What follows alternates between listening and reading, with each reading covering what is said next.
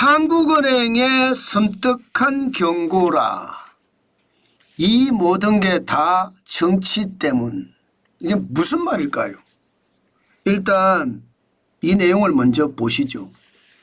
한국은행이 경제상황평가 보고서를 냈습니다. 사실 굉장히 이례적인 거예요. 1월에 경제상황평가 보고서를 낸다는 그 자체가 말입니다. 그 내용을 보면요, 정치 불확성이 커지면서 국내 경제의 전망 경로를 하회한다, 이렇게 핵심 내용을 정리했습니다. 이것을 보면 국내 경제의 전망 경로잖아요. 경제라는 게 여러분 수출이 있고요, 내수가 있고요, 또 투자가 있습니다. 경제성장률을 이르면 이 세 가지가 전체입니다. 대한민국의 수출은 전체 경제에서 차지하는 비중이 최대 45%. 그리고 내수는요 최대 50%. 그리고 투자는 최대 15%. 이렇게 대한민국 경제를 차지합니다. 그런데 정치 불확성이 커지면서 국내 경제의 전망 경로를 하회한다, 이렇게 이야기한 것은요, 결국 말입니다, 국내가 굉장히 어려워진다는 거예요.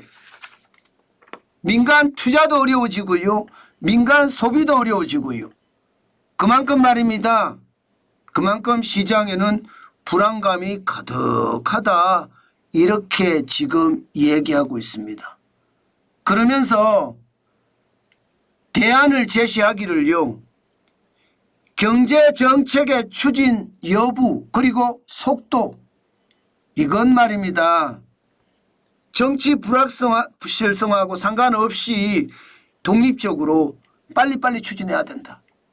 그렇지 않으면 진짜 대한민국이 위기를 겪을 수도 있다, 이런 얘기를 지금 하고 있는 겁니다.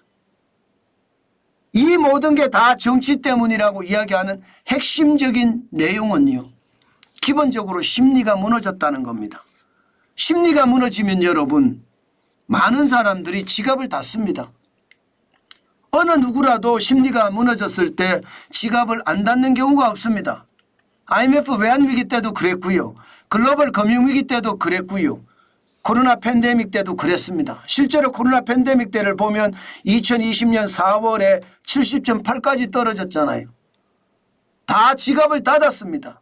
심지어 2022년 7월에 소비자 심리지수가 86까지 떨어지니까 이때도 지갑을 다 닫았었습니다. 복합위기의 핵심이었잖아요. 그리고 2024년 12월 지금 88.4까지 떨어졌습니다. 지갑을 다 닫고 있다는 뜻이에요.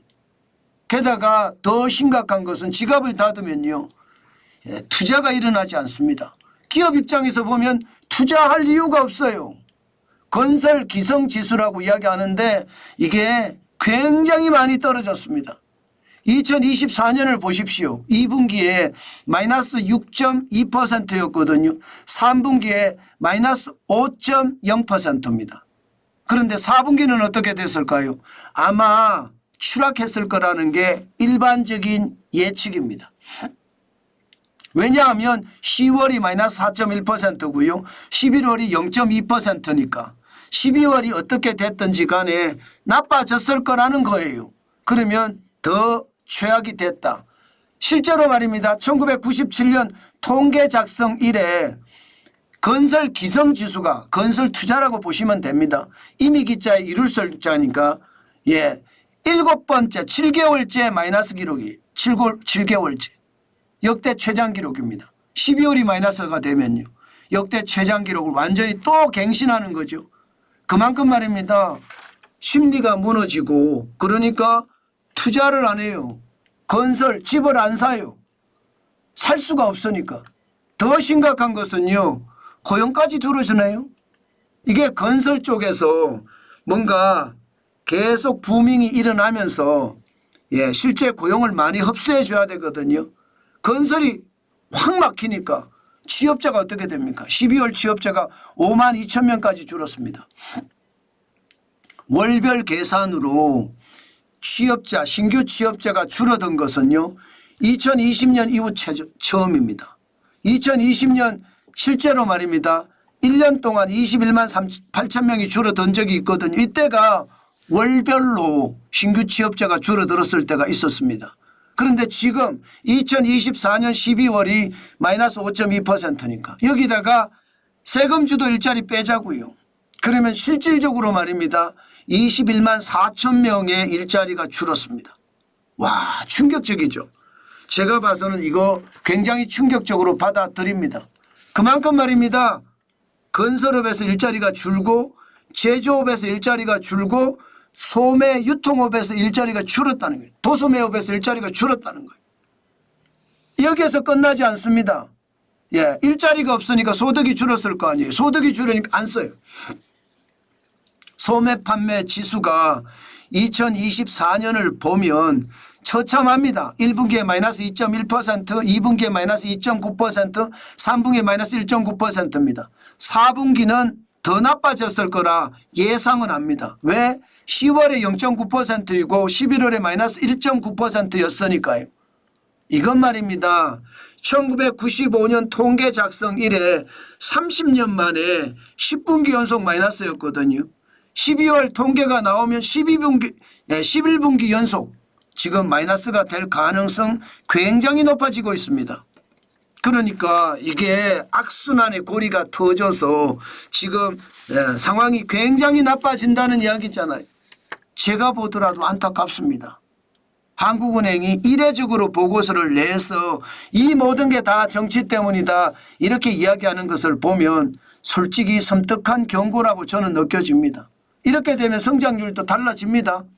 2024년 2.1% 성장이라고 했지만 실제 4분기 성장률이 0.2%에 미치지 못할 거다 이렇게 예상했습니다. 0.2%.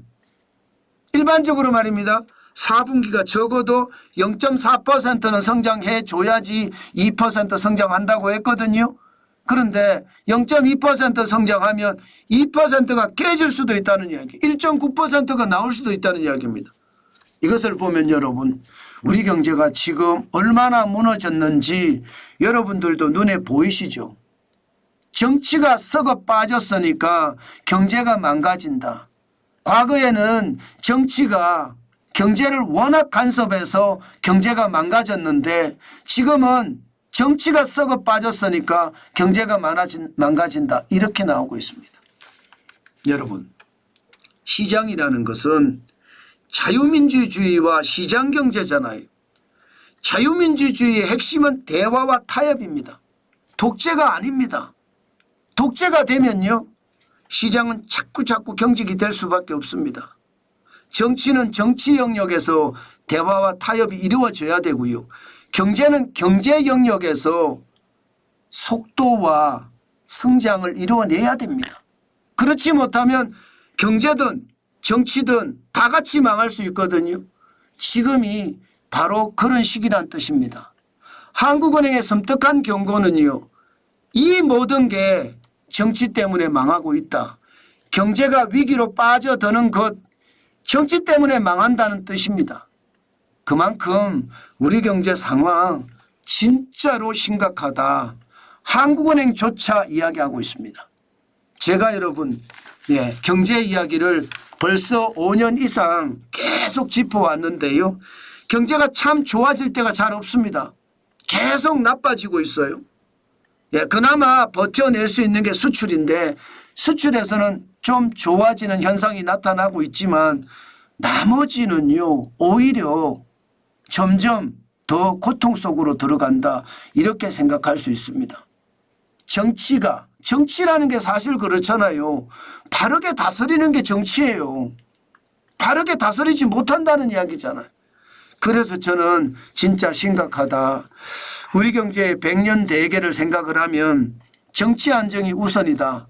그 말씀 오늘도 드리고 싶고요. 한국은행이 이례적으로 보고서를 내서 이렇게 말한다는 것은 그만큼 심각한 상황이 우리 곁에 도래했다. 와 있다.